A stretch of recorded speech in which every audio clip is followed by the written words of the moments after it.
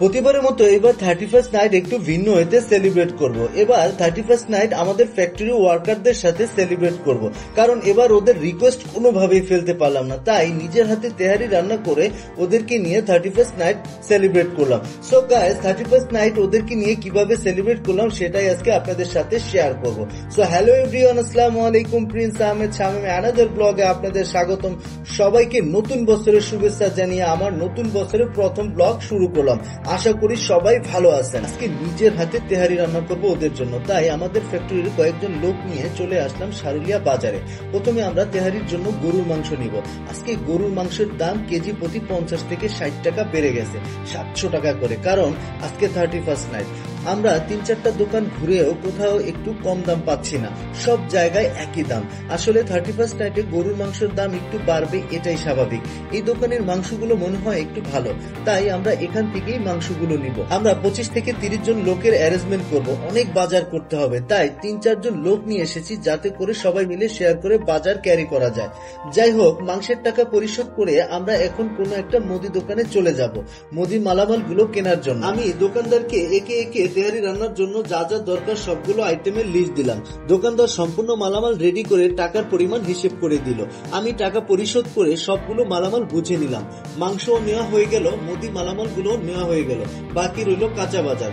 আমরা চলে আসলাম কাঁচা বাজারে।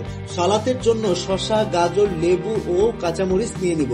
আসলে তেহারি রান্নার জন্য তো আর বেশি কাঁচা বাজার লাগে না। তেহারি রান্নার জন্য বড় কিছু না লাগলেও অল্প অল্প করে অনেকগুলো আইটেম নেওয়া লাগে। আমাদের মোটামুটি সবকিছু নেওয়া হয়ে গেল, বাকি রইল ওয়ান টাইম প্লেট আর কেক। সো গাইস, আমরা এখন একটা ওয়ান টাইম প্লেটের দোকানে চলে যাব। এখান থেকে 30টা প্লেট নিয়ে সোজা চলে যাব কেকের দোকানে। আমরা এখন একটা 1.5 পাউন্ডের কেক নিব। আজকে কেকের ডিজাইন গুলো তেমন ভালো না, কি আর করার, যা আছে তাই নিতে হবে, কারণ আজকে 31st নাইট।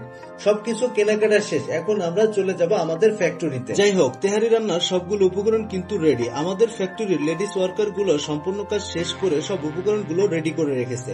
আমার এখন জাস্ট রান্না করার পালা। প্রথমে চুলার আগুন ধরিয়ে পাতিল গরম করে নিলাম। দেন তেল গরম হলে পেঁয়াজ ছেড়ে দিব বেরেস্তা করার জন্য। আমাকে রান্নার কাজে হেল্প করার জন্য 4 জন লোক আমার সাথে আছে। ছোট্ট বাবুর্চি বলে কথা, বেশি হেল্পার তো লাগবেই।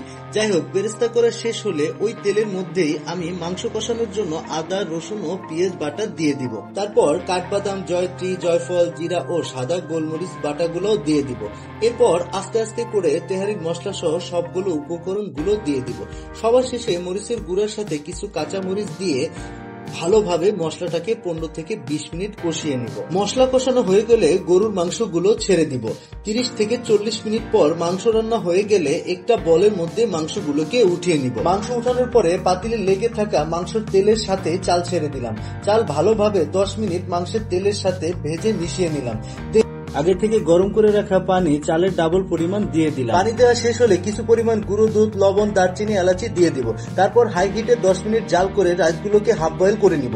দেন আগে থেকে রান্না করে রাখা মাংসগুলো দিয়ে সস, আলু বোখারা, কিশমিশ দিয়ে ভালো করে মিশিয়ে চুলার থেকে নামিয়ে রাখবো 30 মিনিটের জন্য। আমার রান্না করা তেহারি স্বাদ বাড়ানোর জন্য গোপন টিপস হলো এটা, যেটা রান্না শেষে মিক্স করলে স্বাদ আরো অনেক বেড়ে যায়। চাইলে আপনারা এটা ট্রাই করতে পারেন। এখানে পেঁয়াজ বেরেস্তার সাথে আরো রয়েছে চিনি ও গুঁড়ো দুধ। এই 3 আইটেম ভালোভাবে মিক্স করে সুন্দরভাবে সব জায়গায় দিয়ে ঢেকে রাখবো 20 মিনিটের। যাই হোক, আমাদের রান্না শেষ। এখন আমাদের ওয়ার্কারদের মধ্যে অনেকেই পারফরমেন্স করবে, চলুন ওদের পারফরমেন্স উপভোগ করি।